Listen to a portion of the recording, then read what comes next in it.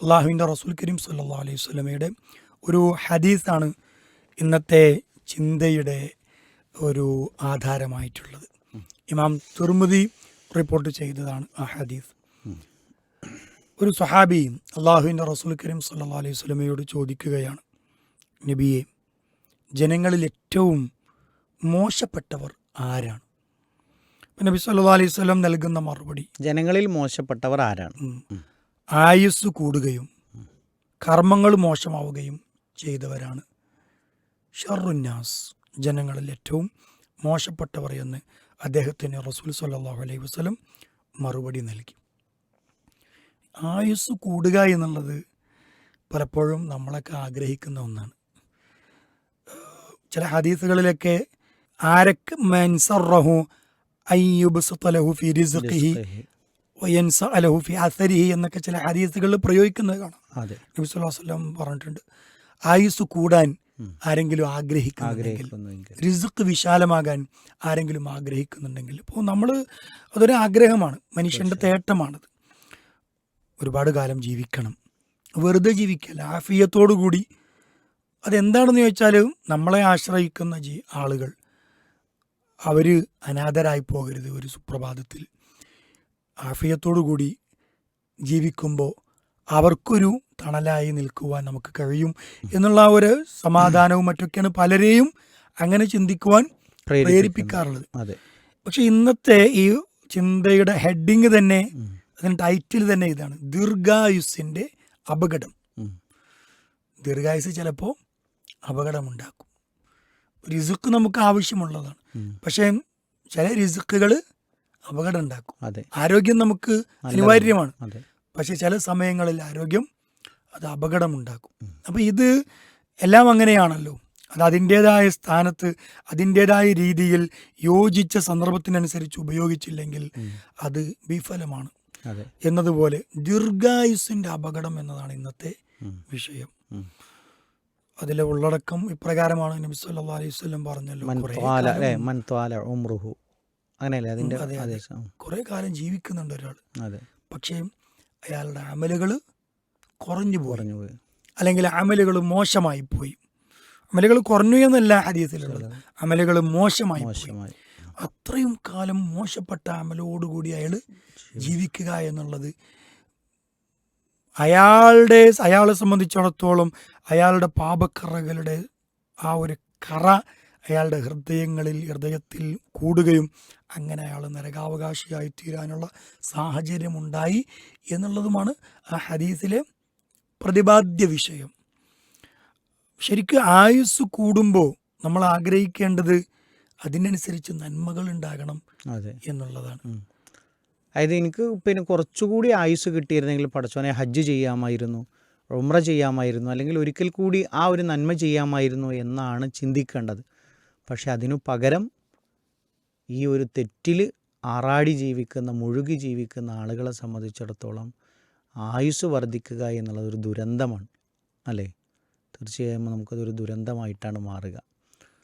അപ്പോൾ വളരെ ഗൗരവമായിട്ട് നമ്മൾ എടുക്കേണ്ടുന്ന ഒരു സംഗതിയാണ് സമയത്തിൻ്റെ വില, അല്ലേ?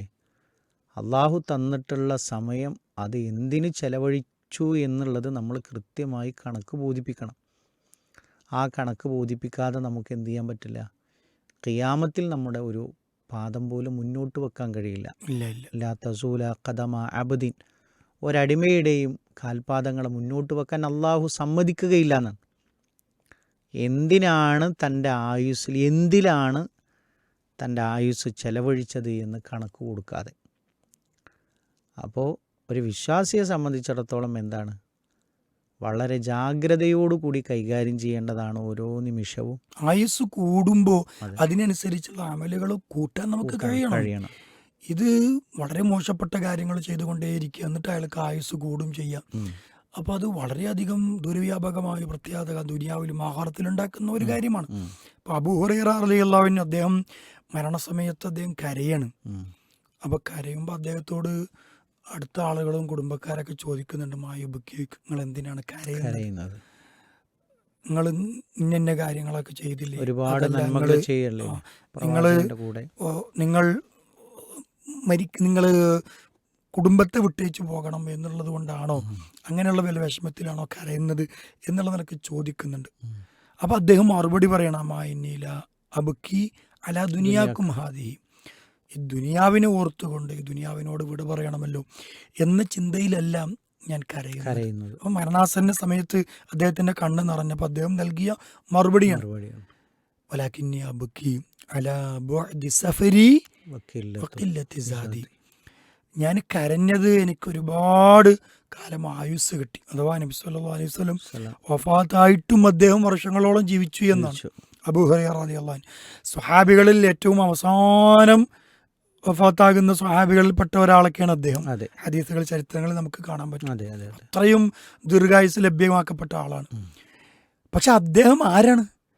ഇന്ന് ഹദീസുകൾ റിപ്പോർട്ട് ചെയ്യപ്പെട്ട പണ്ഡിതന്മാർ, സുഹൈൽ ബുഖാരി, ഇമാം മുസ്ലിം, അങ്ങനെ തുടങ്ങിയ ഹദീസുകളൊക്കെ എടുത്ത് പരിശോധിച്ച് നോക്കിയാൽ ഏറ്റവും കൂടുതൽ ഹദീസുകൾ ജനങ്ങളിലേക്ക് എത്തിച്ചത് അബൂ ഹുറൈറ റളിയല്ലാഹു അൻഹു ആണ്, ആ സ്വഹാബിയാണ്.